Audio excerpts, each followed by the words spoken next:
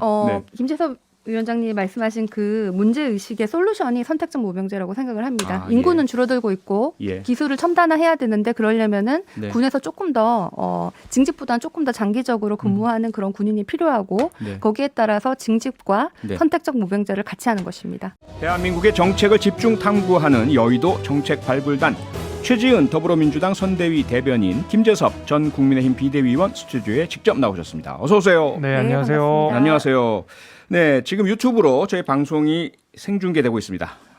저희 모습을 직접 보고 싶으신 분들 그리고 댓글로 참여하시고 싶으신 분들 유튜브에서 표창원의 뉴스 하이킥을 검색해서 들어와 주시면 감사하겠습니다. 네, 본격적인 토론에 들어가기 전에 오늘 현안 질문 먼저 드려야 될 것 같은데요. 윤석열 후보가 오늘 한국방송기자클럽 토론회에 참석해서 이런 얘기를 했습니다. 이재명 후보가 자꾸 이제 1대1 토론하자 이렇게 얘기를 하니까 확정적 중범죄 후보와 토론하기는 어렵다. 최 전 대변인 네. 어떻게 생각하십니까?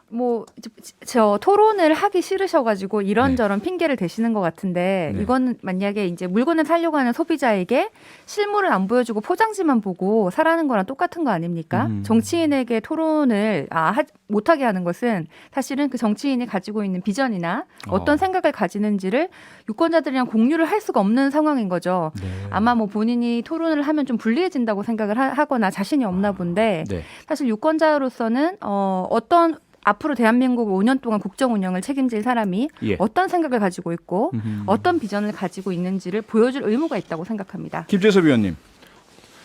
글쎄요, 저 뭐 안 한다고 하지 않았고 대장동 특검을 받으면 하겠다라고 하지 않았습니까? 네. 근데 저는 이거 뭐 민주당에서 어떻게 뭐 토론 가지고 흥정하냐, 뭐 전제 조건 다느냐 이야기했는데 네.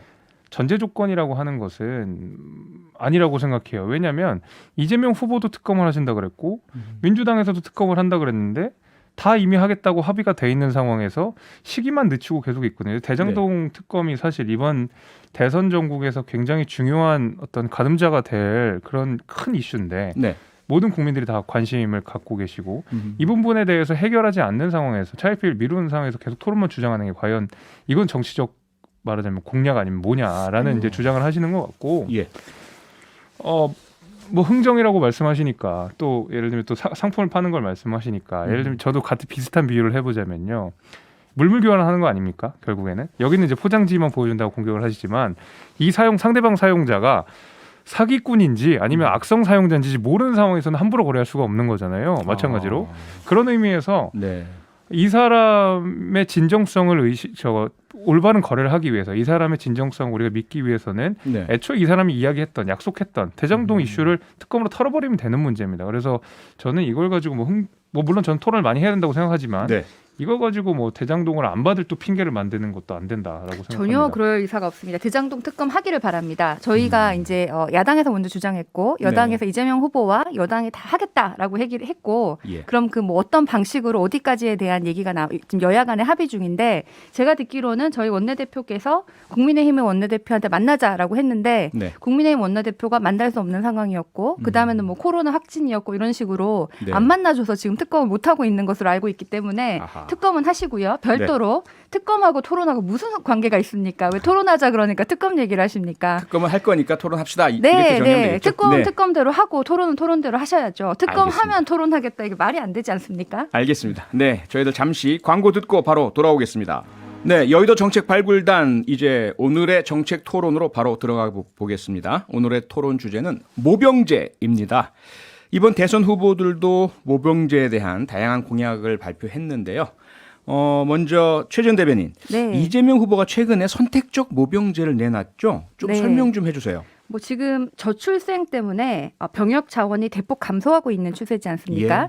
그래서 우리가 지금 내년부터는 우리 병역에 계시는 분들이 50만 명일 예상인데 네. 이게 몇 년 전만 해도 한 70만 명, 60만 명이었거든요. 그랬죠. 그래서 이게 네. 지금 몇 년 만에 약 10년마다 5만 명씩 계속 감소를 하고 있습니다. 아하. 앞으로도 그런 추세고요. 예. 그렇게 되면은 이제 인구가 굉장히 줄고 우리 병력이 부족한데 지금처럼 이렇게 징병만 해가지고는 병력이 부족하다. 네. 그래서 선택적 모병제를 해서 징병도 그대로 하고 네. 대신에 그 줄어드는 수만큼은 그만큼은 아니지만 그보다 적은 숫자 모병제지만 선택적 모병제를 해가지고 직업군인과 징집의 중간 정도 되는 그런 선택적 모병제를 따로 만들겠다는 것이죠. 네. 김재섭 비대위원은 오늘의 주제를 위해서 딱 헤어스타일도 저는 입대하러 가신 줄 알았어요. 마침 오늘 뭐 왁스를 안 발랐는데 그런 인상을 줬다 그러면 다행이네요. 송중기 같으세요. 단단히 준비하신 것 같은데요. 그러면 이재명 후보의 이러한 선택적 모병제에 대해서 어떻게 평가하십니까? 일단은 그 선택적 모병제라고 하는 것이 지금 저도 자료를 보고 왔는데 굉장히 불분명하더라고요. 그래서 뭐 모병제라는 이름을 쓰고 싶은데 모병제라는 이름을 전면으로 등장시켰을 때는 너무 많은 공격을 받을 것 같으니까 사실 선택적 모병제라는 이름으로 우회를 한 것 같은데 예. 저는 최지은 대변인님 말씀하신 내용 중에 그러니까 말 그대로 사람이 계속 줄고 있기 때문에 모병제를 해야 된다고 말씀하신 거잖아요. 네. 그러면 진단과 해법이 정반대로 가는 거거든요. 사람이 줄고 있으면 징병을 해야지 사람이 줄고 있으면 모병을 하면 사람이 더 떨어집니다. 실제로 우리가 모병제를 했던 나라들이 대한민국이랑 비슷한 나라를 생각해 보면 대만 같은 경우에 2010년에 모병제를 했었거든요. 그랬죠. 그래서 모병제로 돌렸는데 네. 10년째 어떤 일들이 일어났냐. 병력은 계속 감축하고 있고 국방비는 더 들어가요. 돈은 더 많이 들어가고 병력은 약화되는 그런 상황이 발생하거든요. 우리가 대대적으로 인건비에 관련해서 뭐 모병으로 뽑힌 군사력에 대해서 막강한 인건비를 지원한다. 우리가 지금 나오는 군사비를 훨씬 초월할 만큼의 몇십조 예산을 때려 박는다고 하면 가능할 수도 있겠지만 그것도 가능할 수 있는 것이지 가능한지까지는 우리는 모릅니다. 그런 상황에서 선택적 모병제라는 애매모호한 단어를 가지고 모병제 비슷한 걸 한다. 그리고 실제로 지금 보니까 15만 명까지 줄인다 그러거든요. 보니까 15만 명 정도로 징병을 줄이고 5만 명 정도를 전투 부사관으로 채용을 해서 한 20만 명 정도 수준으로 유지를 하겠다는 건데 현재 병력의 3분의 1 정도로 줄인다는 얘기거든요. 지금 상황에서 이거 애초에 북한 병력을 대체할 수가 없습니다. 우리나라 그 숫자가 상황에서. 조금 오해가 있으신 것 같아서 제가 다시 말씀을 드리면요. 네. 지금 2022년에 우리가 한 50만 명 정도의 병력이 있습니다. 징집병이 한 30만 명이고 이제 간부, 뭐 부의사관 이상이 한 20만 명이에요. 3대 2 정도인데 2027년에는 이 30만 명이 자연적으로 감소를 해가지고 지금이랑 똑같은 기준으로 했을 때 이 징집병이 15만 명으로 그냥 자연적으로 줄어드는 거예요. 그래서 지금 현재 50만인데 30만에서 15만이 주니 그러면은 전체적으로 숫자가 너무 주니 이 간부 20만을 25만으로 확대하자. 5만을 더 모병을 하자는 거예요. 총 숫자가 약 40만이 되고요. 그래서 그 과거에는 징집대 모병 우리가 이제 간부들을 얘기를 하는 것은 3대 2 정도의 비중이었는데 앞으로는 징집대 모병이 2대 3 정도 되는 것이고 징집을 안 하는 것이 아닙니다. 지금 군대 가시는 분들도 다 가시는데 다만 이제 병사 월급을 최소 200만 원, 최저임금은 받도록 하겠다. 그리고 아무래도 징집과 모병 비율이 많아지면은 뭐 군에 대한 그런 기간이 조금 자연스럽게 단축될 수도 있지만 거기에 대해서는 그때 가서 다시 의논을 해야 되는 상황입니다. 줄이는 것이 아니라 줄어든다는 말씀이잖아요. 네, 줄어드는 데에 대한 대안으로서 모병을 확보함으로써 기간도 늘리고 기술적인 좀 그 진보를 이뤄서 실질적인 그 국방력은 약화되는 걸 막겠다 이렇게 이해하면 되겠죠. 네, 그러니까 군의 첨단화 이런 분들은 좀 더 4차 산업 시대에 좀 더 첨단 기술을 쓰는 분들을 양성을 하는 것이죠. 그러면 그거는 모병제라는 말을 쓰면 안 되죠. 그래서 그러니까 선택적 모병제라고 하는 것입니다. 줄이는 것이 아니라 줄어드는 만큼이 15만이라고 하시는데 몇 년 기준으로 15만까지 줄인다는 거죠? 2028년 기준으로 자연적으로 징병되는 게 15만 그래도 명으로 15만까지 줄지는 않는 것으로 알고 있고요. 왜냐하면 우리가 2030년까지는 지금의 출산율에서 크게 벗어나지가 않고 지금의 우리가 징집 연력 자체가 15만까지 줄지는 않습니다. 그래서 인위적으로 줄인다는 말씀이기 때문에 만약에 줄이지 않는 상황에서 플러스 알파 모병만 그러니까 군인들 더 뽑는다고 하면 그거는 애초에 모병제라는 말을 쓰면 안 되는 것이고 선택적 모병제라고 하고 실제로 그러니까 2017년에 우리가 군이 한 선택적인 게 아니라 61만이었거든요. 근데 지금 벌써 50만으로 줄었어요. 생각보다 빨리 그거는 맞죠. 그 나이에 사람들이 많이 줄고 있습니다. 15만까지 줄지는 않습니다. 그건 결국 줄이겠다는 소리고요.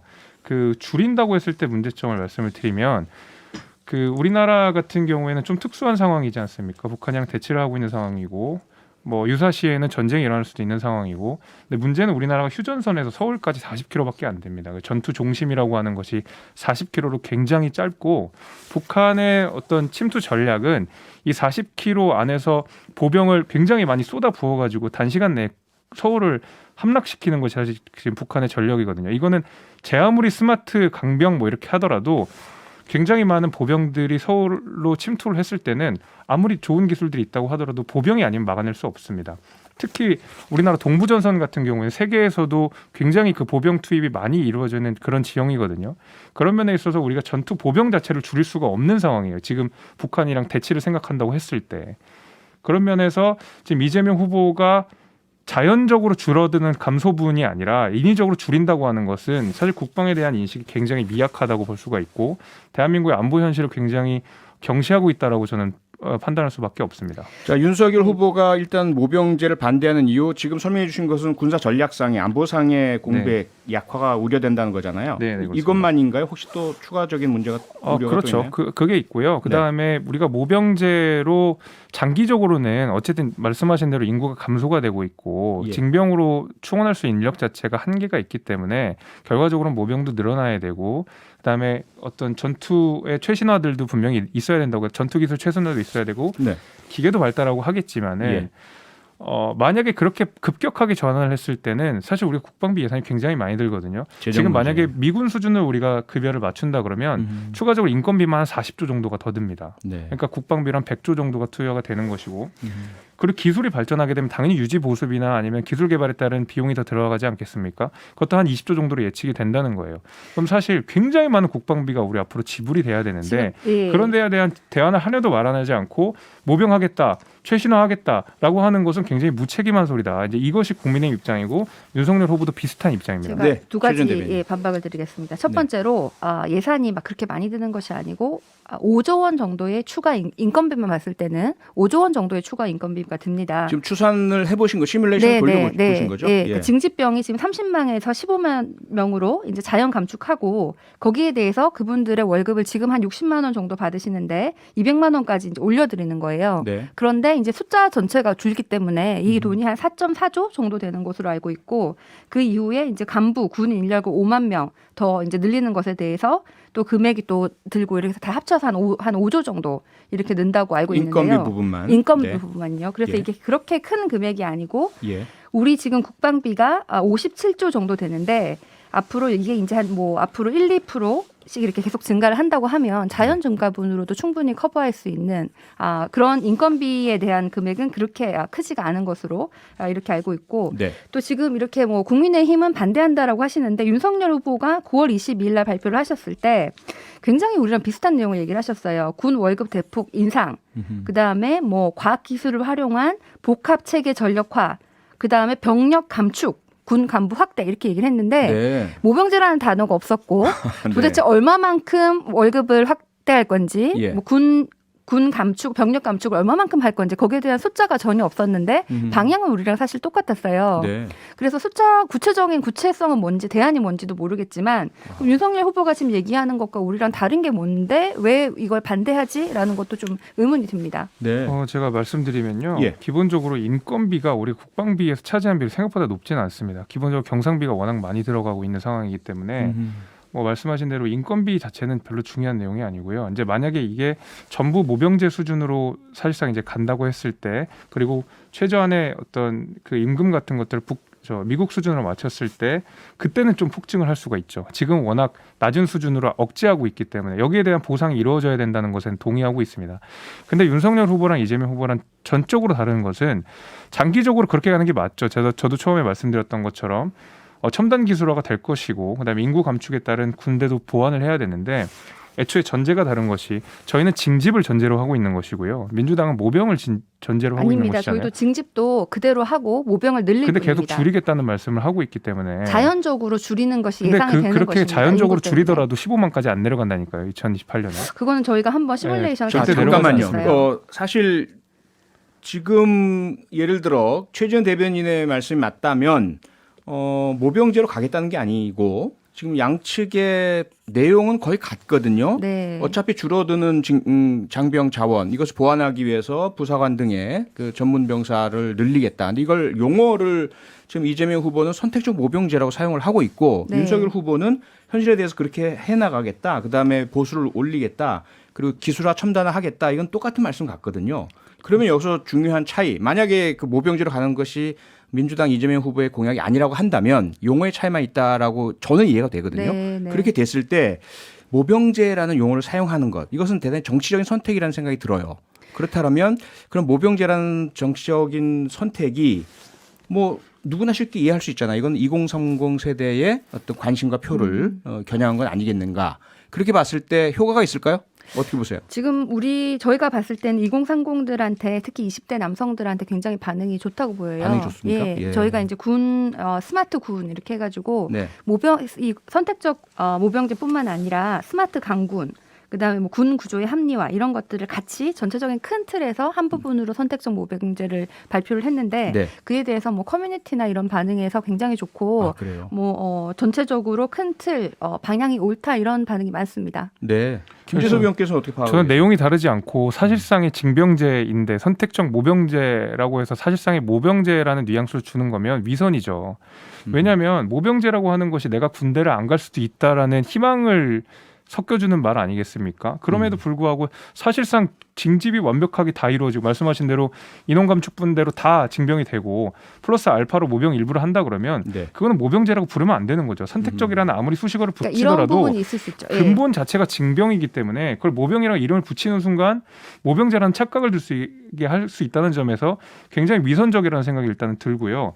마찬가지로 이재명 후보가 그런 식의 어떤 이야기들 많이 하고 있지 않습니까? 기본소득 말씀하시면서 월 4만 원 얘기하거든요.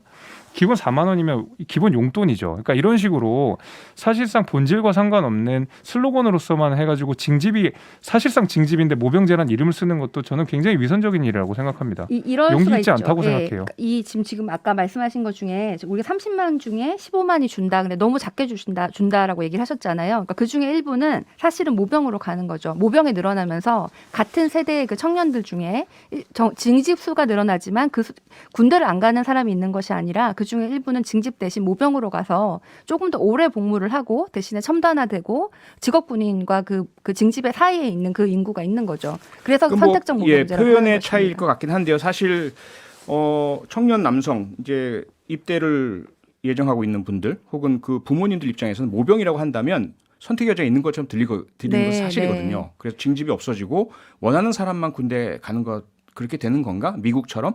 근데 그렇게 본다면 지금 정의당 심상정 후보는 실제로 네. 2030년부터 전면적 모병제 하겠다 이렇게 주장을 하고 계시거든요.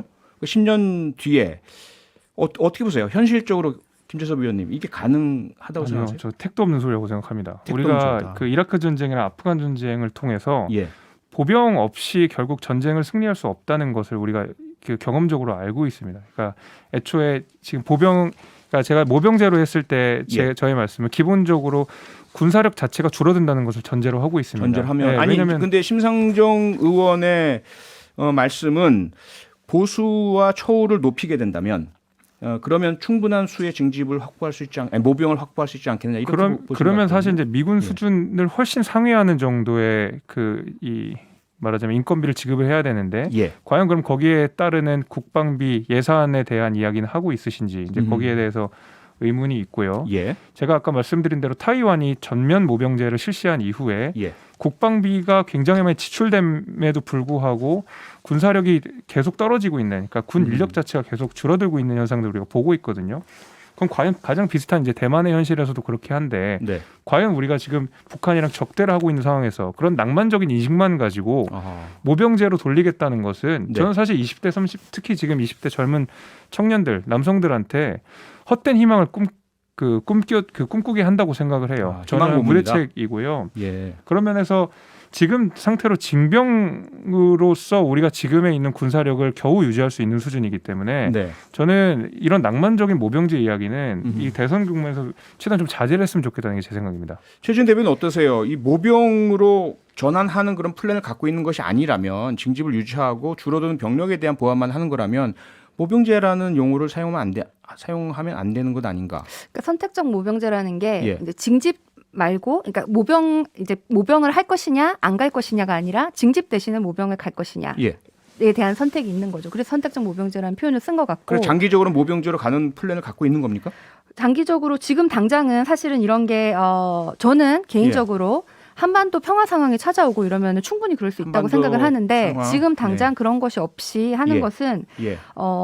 아까 말씀하신 것처럼 병력 충원에 문제가 생길 수도 있고 예. 미국 같은 예를 봤을 때도 한 청년 나이 한 5% 정도 미만이 군대를 간다고 하거든요. 네. 그럼 그 정도 수준으로 우리가 모병을 하면은 병력 충원에 문제가 생길 것이고 네. 또 이런 것들이 한 번 시행되면 다시 되돌리기는 굉장히 힘들기 때문에 아하.